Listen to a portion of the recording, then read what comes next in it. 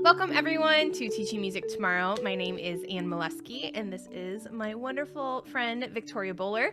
And we are back for another series with Teaching Music Tomorrow. And this time we are going to focus on something a little bit different. So last series we did a group of episodes all about kindergarten. We made some extra resources for all y'all to access at our website, teachingmusictomorrow.com. All of that is still available, as well as a new series all about instruments. And just like we did with kindergarten, you can access all of these episodes all at once with some extra bonus features and resources that we're going to be sharing today and for the next couple of episodes with you at our website at teachingmusictomorrow.com. So today we are going to kick things off with instruments all about unpitched percussion. Victoria, would you like to talk about unpitched percussion? Sure, I would love to. Nothing could please me more than to talk about my primary instrument. There you go. Yes. So when we talk about unpitched percussion, a better way to say it is untuned percussion. Because all instruments, including what we call unpitched percussion, they all have a pitch. Another, nitty-gritty thing that we could get into is like, well, Victoria, we do tune our untuned percussion instruments as well. And yes, we do tune our tubanos. We also have different tuning levels of things like hand drums and things like that. But when we talk about unpitched percussion, we are talking about things that we hit and they do not produce a very specific frequency. Like they are not meant to produce an A440 kind of thing. So we're talking about things that we hit, that we shake, that we scrape, that we are using to oftentimes in the ensemble for an elementary music situation, that we're using to add color or to extend like a rhythmic concept. So these are things like our cabasas and our triangles and our finger cymbals and all of those like toys that we have in the back of our classroom in that weird cabinet that we never open. We're not really sure what to do with them. These are all like the auxiliary type things. Yeah. And I think that, as you mentioned, even though we're not talking about a specific pitch or a tuned pitch specifically with these different instruments, there's still a lot of discussions to have about register and higher versus lower sounds and, resonance and all of those different things that deserve time and space in our music classroom as well, right? Some it's not just like hit the drum as hard as you can. There's still some like finesse that goes into what we're doing with kids and some musicality that can be explored, just like there is with body percussion, right? So we want to do everything as musical as possible. Yeah. I am going to talk about 2, 4, 6, 8, and I am going to talk about rhythm 6, but I'm also going to talk about another instrument. So would you like me to go ahead and share my screen and rock I would and love roll? that. Okay. So, yeah, wonderful. So you may or may not know this rhyme. It's one of my absolute favorite like kindergarten, first grade rhymes because it's great for lots of different things as we'll get into in just a moment. So 2, 4, 6, 8, meet me at the garden gate. If I'm late, don't wait. 2, 4, 6, 8. Spider fingers keep the beat. 2, 4, 6, 8. Meet me at the garden gate. If I'm late, don't wait. 2, 4, 6, 8. Tap the rhythm, here we go. And say the words. 2, 4, 6, 8. Meet me at the garden gate. If I'm late, don't wait. 2, 4, 6, 8. And Victoria, do you see anything that is the same? We have 4 lines of rhythms. Is there anything that's the same in this chant? I see that the top line is the same as the bottom line. Yeah, and do you remember what the words were for those lines? 2, 4, 6, 8. Yeah, so we started with the numbers in this chant and we ended with the number. So here we can see it again. And so I'm just going to highlight that for us. I'm going to change the color. And this time I want you to chant the rhyme again. And this time I want you to chant in your brain. So I want you to clap the way the words go and just put the words inside of your head. Ready, set, and here we go.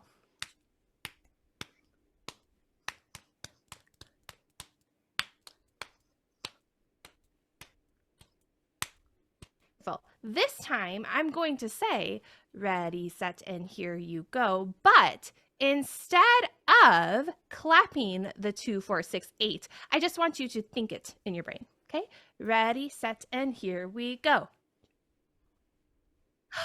Meet me at the garden gate.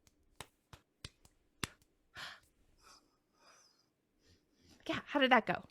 Good? Yeah, cool. So this time we are going to replace that just thinking in your brain, and we're going to add something that's not clapping. We're going to add something different. We're going to add stomps. So this time when you get to the 2, 4, 6, 8, I want you to step those words, okay? Ready, set, let's say the words. 2, 4, 6, 8, meet me at the garden gate. If I'm late, don't wait. 2, 4, 6, 8. Okay, so let's take like a teacher pause for just a moment. Okay, there's no unpitched percussion yet, right? I realize that. So the first thing that I did with this chant is this would be a known chant in a different game at this point. I think I've even talked about this game on a different podcast. I've played it however I need it that day in the classroom, basically, right? Like whatever purpose I need it in kindergarten, first grade. And today it just happens to be, I want to get into some body percussion because I want to go into the unpitched percussion. So after the kids have really learned the song and they have it in their bodies and they can feel the steady beat, they can do the beat versus rhythm, right? So they're looking at the hearts way back here with the rhythm over top. They can say the words. It's really ingrained to them. Then we're ready to show something kind of more gross motor, right? So if they've been sitting and speaking and clapping and all that stuff, that's a little bit more compact, if you will. So now we're into the gross motor. And then for me, the next step is then to go to that like external source, right? Because we have it in our brains, right? We can think and feel that rhythm and beat. Then we go to like the gross motor, which is still embodied, but a little bit more complex. And then we're going to go to that external source. Okay, so next class, right? A different day.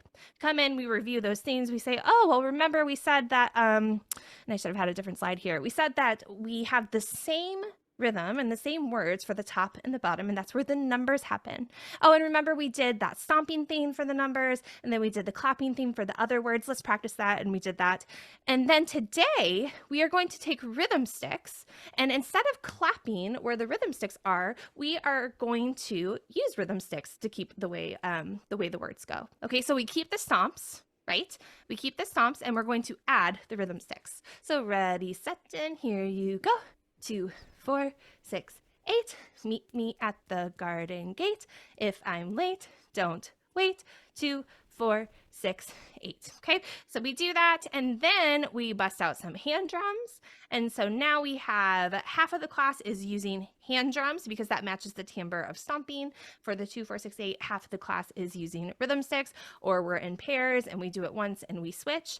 And then the next extension of that is to come up with some sort of form, right? So we have a lot of different things we can do with this poem now. We have just the words, we have just clapping the whole thing, we have clapping and the words, we have stomps, we have claps without words, we have drums, we have rhythm sticks, we can do it in groups, we can create like first time through the rhyme, we say it. Second time through the rhyme, we just do body percussion.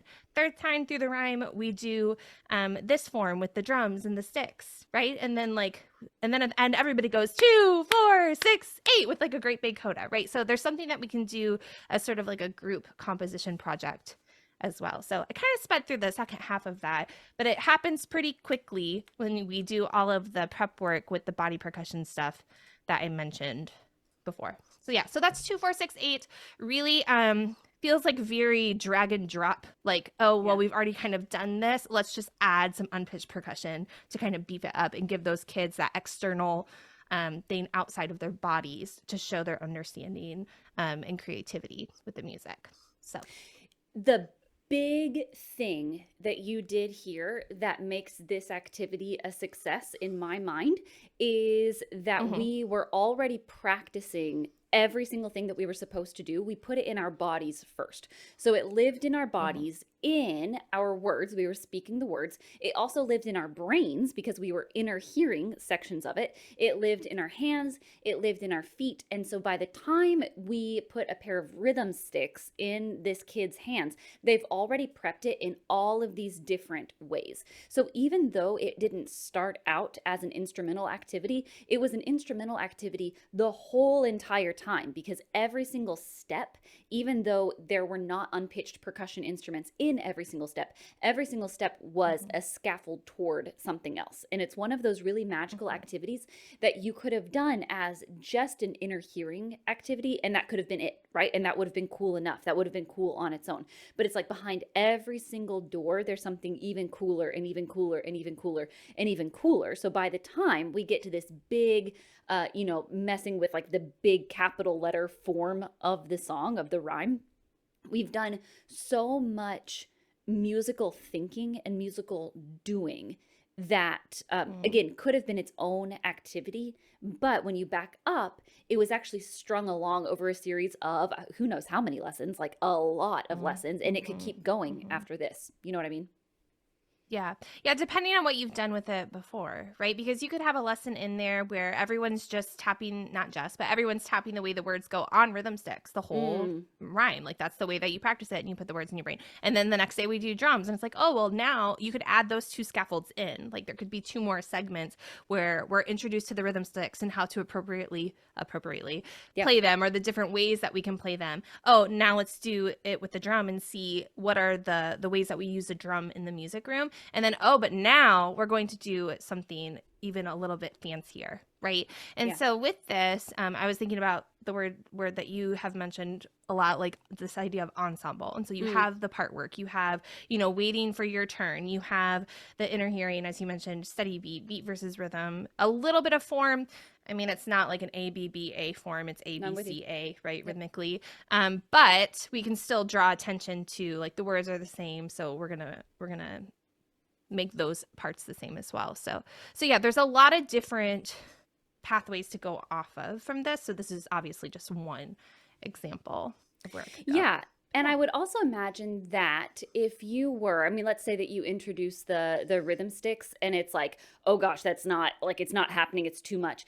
One option is to maybe not everyone gets rhythm sticks right away. Maybe there's like a couple kids at a time have the rhythm sticks, or maybe you decide we're not ready for the meet me at the garden gate. Maybe you decide that it's not time for rhythm sticks and people get hand drums instead, just for 2, 4, 6, 8, because that is so much for students. For this activity, we're talking like lower elementary, right? Right. Yep. Yeah. So that's a lot for them to hold in their brain of like, I play this 4 times, 2, 4, 6, 8, and then I have to wait and do nothing. Yes. And I have to wait for the rest of the rhyme to pass by. And then I jump in at the very end, 2, 4, 6, 8. Like the cognitive ask of a really simple activity like this is actually really, really high. So if we bite off more than we can chew, we will know right away. But you've given us all of these ways to kind of scaffold back.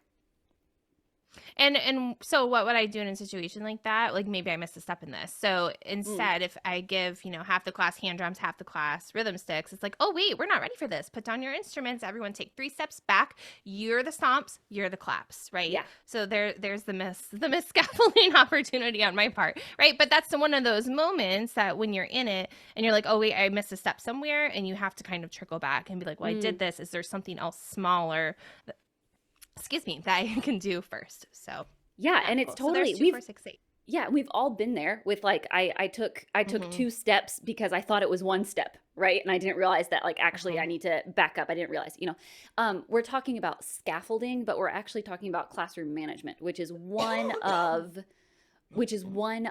the bonus resources that we have for this series. Like when people go sign up, if you want to, when people go sign up and get all of these videos and all of the resources, one of the resources is a conversation that you and I are having about classroom management and how to help all of these activities go as smoothly as possible.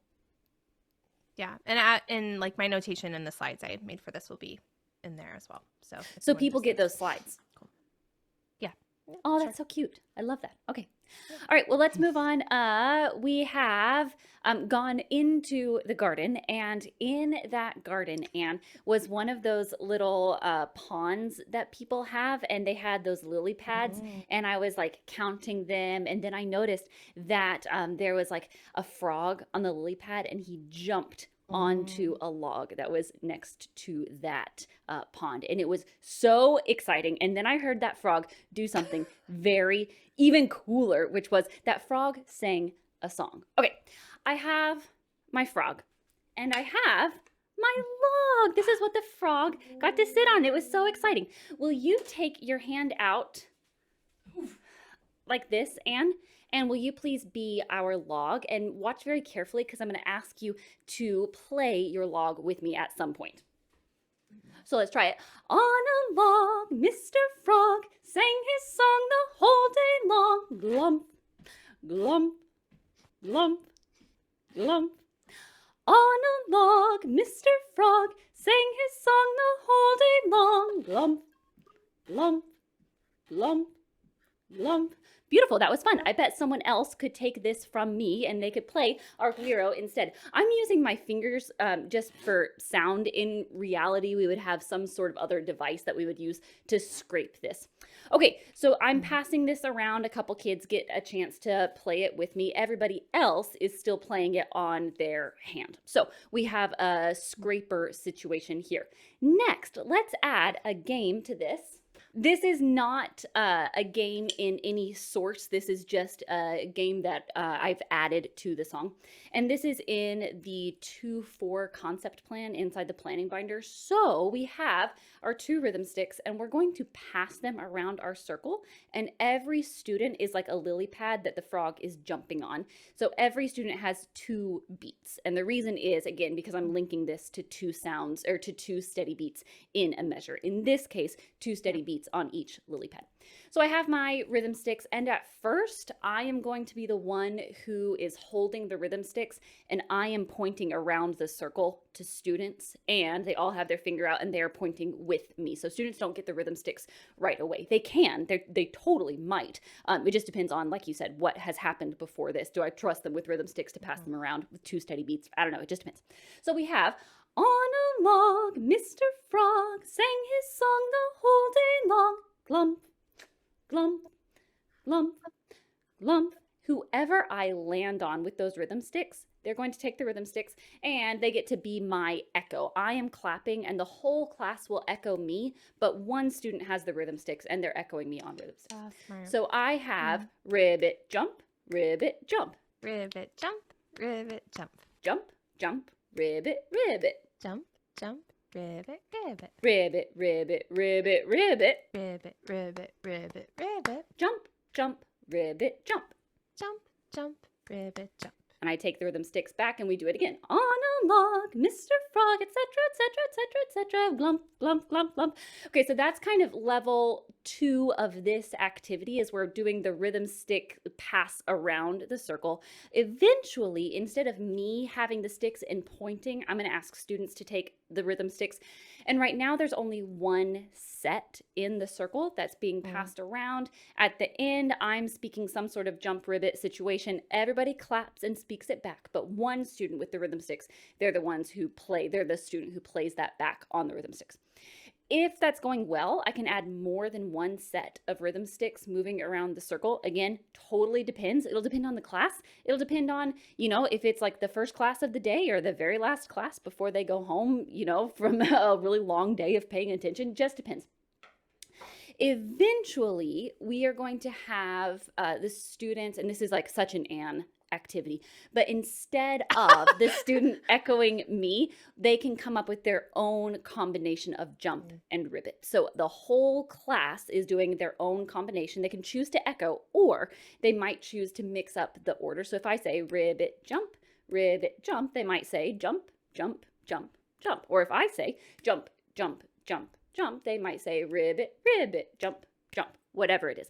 So we have different layers that we can kind of explore with this activity, with how many sets of rhythm sticks are in the circle moving around, with if we are echoing the whole time, or if we're going to add an improvisation element. And then another step after this is for every other student to have a pair of rhythm sticks, and they turn to their frog partner, and one of them has the rhythm sticks. They play something first, the other one echoes or improvises back, and then they can switch rhythm sticks. So that's on a log, Mr. Frog. Yeah, I love that. So what's great about it is it can be easily adopted for older beginners, Mm-hmm. but I mean, it's like an earlier elementary activity, right? Yep. Yep. And I love that you use it for 2-4. I've never used this for 2-4, and I don't have enough 2-4 songs, so I'm gonna snatch it. But no, what's great about it is that everybody's participating. Everybody's motivated to participate in the game because they're like, oh, am I going to be the one who gets the sticks? Like, I hope I am. So they're watching, they're attentive, right? And there's no downtime. So that's what's great about games like this, where you can create an interlude because the transitions are embedded. Right. So there at no point are you going to stop and be like, okay, Bobby got the stick. So now it's Bobby's turn. Everybody watch Bobby, but you're also going to clap. So ready, set, and here we go. It's just like glum, glum, glum, or whatever. I forget the pitch you were sitting on. But anyway, so then you end, and then it's just immediately into the echo stuff because they already know how it's going to go, right? And then they can stand up, and it's just like a ready, set, and here we go on a lock, right? And we just keep on moving and grooving. So that's great. Transitions and the classroom management are already built in. Right. The other thing that's great about it is the assessment opportunities. Holy moly. Right. Like even if you're because you have the 2-4 stuff.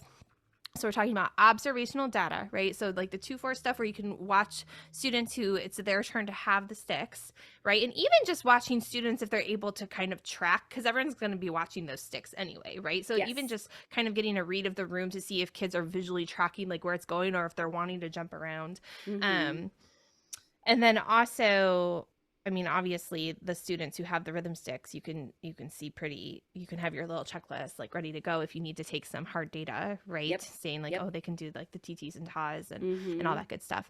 And then the other thing that I really like about this, and it's something that I was thinking as I was kind of preparing for today too, is that so much of these unpitched percussion activities and rhythmic activities that we do can exist anywhere in like a concept plan, right? So like you could adapt this instead of like ribbit jump to be TT TAs.